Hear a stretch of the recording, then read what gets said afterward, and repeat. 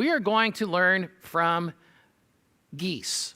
Now, did you ever think that you would learn from geese what we need to know about being a part of a church? Well, we're not doing that. I'm just kidding. No, we are going to do that. We are going to do that. I want to talk about what we can learn from geese.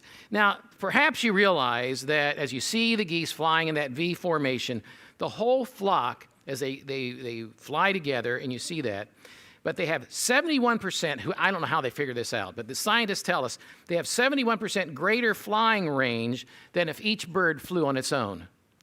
71% better flying range because they're in that V than if they just flew independently of each other. The one in front, it allows lift for the one behind, and the one after that, and the one after. That's why when you watch the race cars, when you see them, it looks like they're like maybe an inch away from each other. If you watch the Daytona or whatever it might be, you see how they do that. There's some similarities there. That with the geese, where the one in front lifts up the next one behind. And whenever a goose falls out of formation, it suddenly feels the drag and the resistance of trying to go it alone. It quickly gets back into formation to take advantage of the lifting power of the bird immediately in front of it.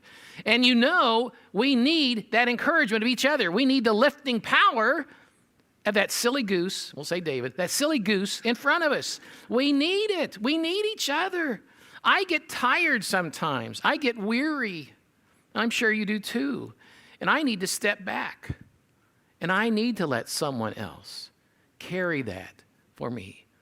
And that's important for me. When I was in the men's breakfast, as Warren was leading that, and you need to hear another voice. We need to hear another voice. And sometimes, you get tired of your own voice, don't you, a little bit? But you need someone else to lift them up. Or as Doug was teaching this Sunday school class this morning, you need to hear someone else. And as God has led them, and hear what they've got to say, and to find that encouragement in them where we need to hear that other voice. And so we can learn really from the geese that way. So when the lead goose gets tired, he rotates back in the wing, and another goose flies point. Well, Roger was the lead goose here for a long time, and he's ready to step back, right? And there will be another one permanently. For a while, I will do this, however long the Lord wants me here. But then there will be that permanent leader here to take the But you need all of us. We need all of us together. So this next one I think is kind of interesting too. Maybe you know this or maybe you don't. But the geese honk those that are behind to encourage those up front to keep up their speed. Okay? So if you've got horns, if I ever say anything here and I start dragging, just blow that horn, start honking. I don't know that we'd hear anything I'd have to say. I probably need a lot of help. Along the way. So we need to understand how important it is to be a part of a body, and we need to encourage others. There's times I just need lots of encouragement. I'm sure you do too. And it's great whoever here gets upset because you've been encouraged too much in life? Do you ever complain, I've just had so much encouragement, it's such a terrible day? I don't think so. Who would ever say that? So we need that encouragement. We do. Our little babies learning to walk. You encourage them to do that, or whatever it may be. So we need to encourage each other. That encouragement is such a big deal. It's such a big deal. Maybe you know this, maybe you don't, but when a goose gets sick, or it's wounded perhaps even by a shot, or something happens to it, two geese will typically fall out of formation and follow that one down to the ground, wherever they might be, and stay with that one until it's able to fly, or if it's dead, they will launch out then to catch another formation, then to catch up with the original one they're apart. And so there's an experience, or a story that I had. How many of you have been able to experience Green Lake? Been up in Wisconsin? Have you ever been around there? I see several of you raise your hands there. Maybe you know this, maybe you haven't heard this story, but this was when the water just started to freeze. Okay, and this true story. You can see the pictures of it if you Google it. But there was a goose, part of this, a number of geese that were there. It was in the water, but it stayed as the water was freezing a little bit too long, and it actually got stuck in the ice. True story. So what happened? The other geese gathered round it, and their body heat melted that ice around that goose so it was free to fly. I don't know about you, but I need that in my life lots of times. Do you ever feel alone? Ever feel alone? Well, sometimes we just need those folks to gather around us. You know, not like Job's friends, but people that sometimes maybe could just even be quiet, hold your hand, give you a hug, and just sit with you. We need to, what lessons we can learn from Geese. Lessons in the church, I think we can learn even from Geese. So how they sit with others until they're in need. There was a pastor once, to tell another story. There was a pastor who liked to do home visitation, and which if I were full-time, I'd be doing that all the time. I enjoy that.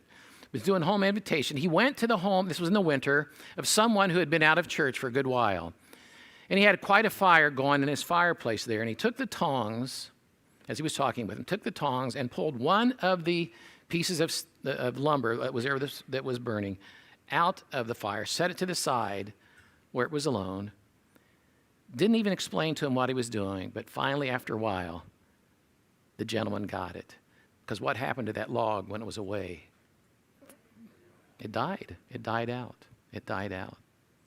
And I think there's a real lesson in that for us, that we need the encouragement from each other if we try to do it alone, apart from the church. That fire, it's pretty hard to be maintained, isn't it?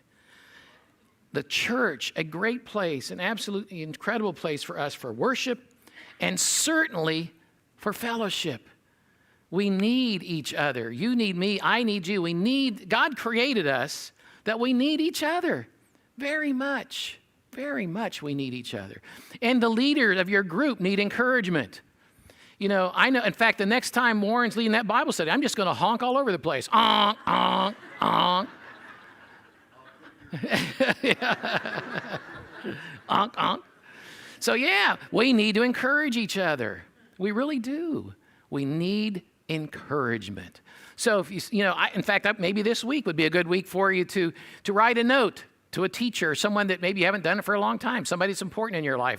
Just want to say thanks for what you do. You're appreciated, and you lead this study or the women's group or whatever it may be, the BB women's group that meets, whatever that group is, that you're encouraging them and lift them up. The praise team, I think there are 11 people up here and those in the back that are doing the sound and whatever to make this worship possible. You know what? It would be great just to encourage them. Send them that note and say, we need fellowship. We need each other. Have I pounded that through enough? We need the church. God created us in such a way that we need to be here. The scripture says, don't neglect, as is the habit of some, of meeting together. Now, I do understand that there are times there are illnesses and there are reasons and there are things that come up. Maybe a spouse taking care of a spouse who has an illness. And aren't we grateful for those that are online? We're so grateful that you're part of this and you're part of the family and that you can listen. And I know that probably for many of you are unable to be with us. And so we're glad that you can watch and be a part, and that's a good thing. So this is not intended to beat up on you at all. But it is for us to know that God made us to be together, to encourage each other, and to be a part of a family.